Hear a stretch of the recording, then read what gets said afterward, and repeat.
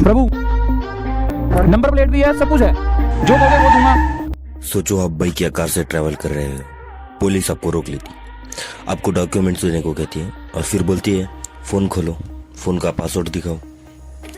आप क्या करोगे? ज्यादा लोग घबरा जाते हैं, कुछ पैनिक हो जाते हैं और कुछ आर्ग्यू भी नहीं कर पाते। क्यों?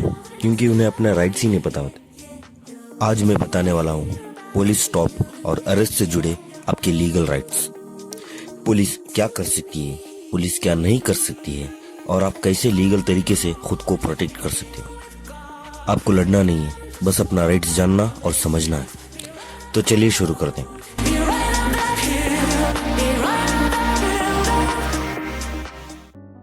क्या पुलिस कभी भी रोक सकती है? इंडिया में पुलिस किसी भी व्हीकल को डॉक्यूमेंट्स चेक करने के लिए कभी भी रोक सकती है। ये लीगल है मोटर व्हीकल्स एक्ट सेक्शन 129 और 177 के अंडर में। लेकिन ध्यान रखिए, पुलिस आपको रोक सकती है, लेकिन इसका मतलब ये नहीं कि वो बिना रीजन आपकी तलाशी कर सकती है। अगर पुलिस आपकी purse, bag, dickey, car trunk या पॉकेट सर्च करना चाहे तो उसके पास होने चाहिए दो चीजें। पहला, रीजनेबल सस्पेक्शन या फिर सर्च वारंट। सर्च की बात आए, आप पोलाइटली पूछ सकते हो, सर आप सर्च का रीजन बता सकते हो? कोई सस्पेक्शन है या फिर कोई वारंट है? यह पूछना आपका हक है। अब हम जानेंगे क्या पुलिस आपका फोन चेक कर सकती है?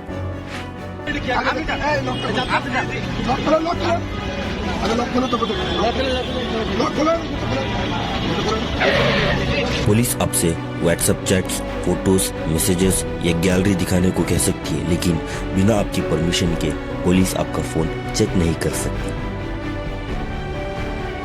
आपका फोन डेटा प्रोटेक्टेड है, आर्टिकल 21 राइट टू प्राइवेसी के अंडर। सुप्रीम कोर्ट ने Puttaswamy versus union of India 2017 case में कहा था, प्राइवेसी अपना फंडामेंटल राइट है। फोन तभी चेक हो सकता है जब कोर्ट वारंट हो या फिर आप किसी क्राइम के सस्पेक्ट हो। अगर ये दो चीजें नहीं है और पुलिस आपके साथ जबरदस्ती कर रही है तो आप उनसे साफ साफ कह देना चाहिए, सर मेरे फोन में प्राइवेट डाटा है, आप वारंट या रिटर्न ऑर्डर के साथ ही चेक कर सकते हैं। अब हम जानेंगे कब पुलिस बिना वारंट अरेस्ट कर सकती है।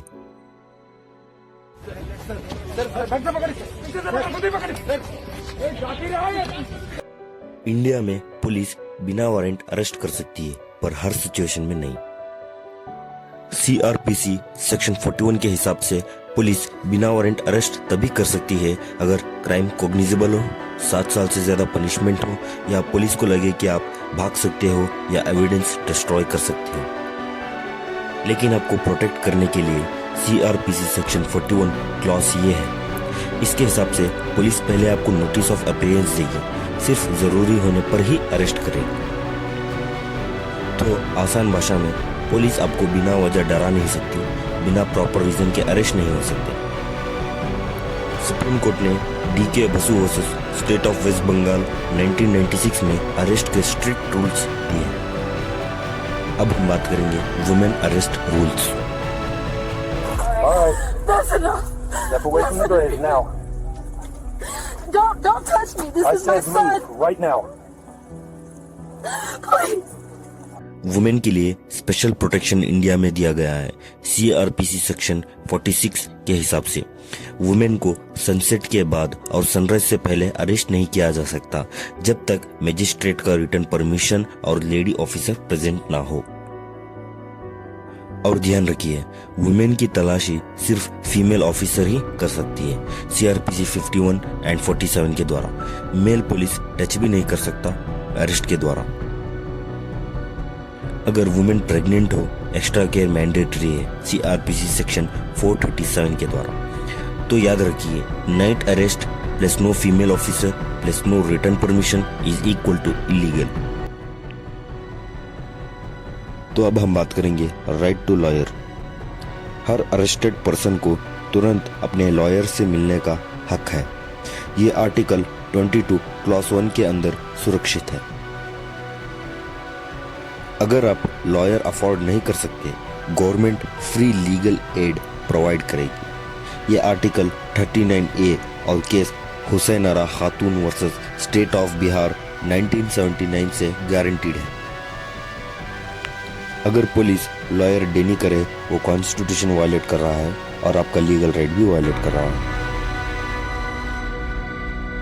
अब हम बात करेंगे अरेस्ट के बाद आपके राइट्स।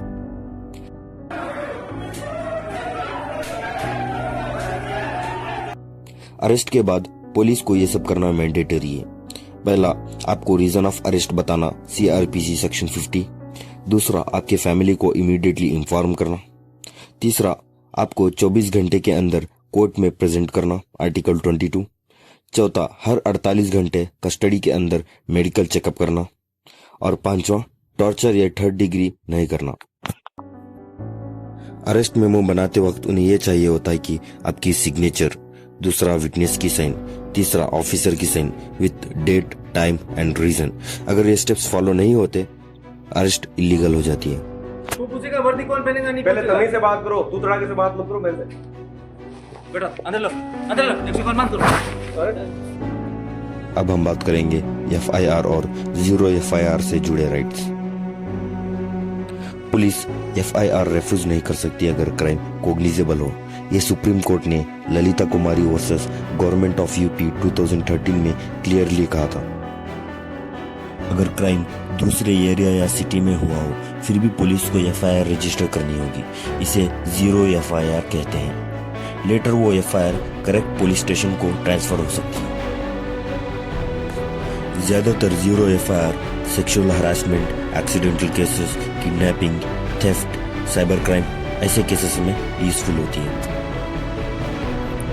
अगर पुलिस बोले यहाँ FIR नहीं होगी, आप दूसरे स्टेशन जाइए, यहाँ रजिस्टर नहीं होगी, तो आप उन्हें साफ साफ बता दीजिए, प्लीज 0 FIR रजिस्टर कीजिए, ये मेरा राइट है। इस वीडियो का मकसद पुलिस से लड़ना नहीं है। पुलिस हमारी सुरक्षा के लिए होती है, लेकिन जब लोग अपने राइट्स नहीं जानते तब हरासमेंट होता है। तो याद रखिए, काम रहो, रेस्पेक्टफुली बात करो, सिर्फ जरूरी बात करो, अपने राइट्स जानो, इमोशनली आर्ग्यू मत करो, लीगली आर्ग्यू करो। आपके राइट्स आपका शील्ड है, इन्हें समझकर यूज करो, गुस्से में नहीं।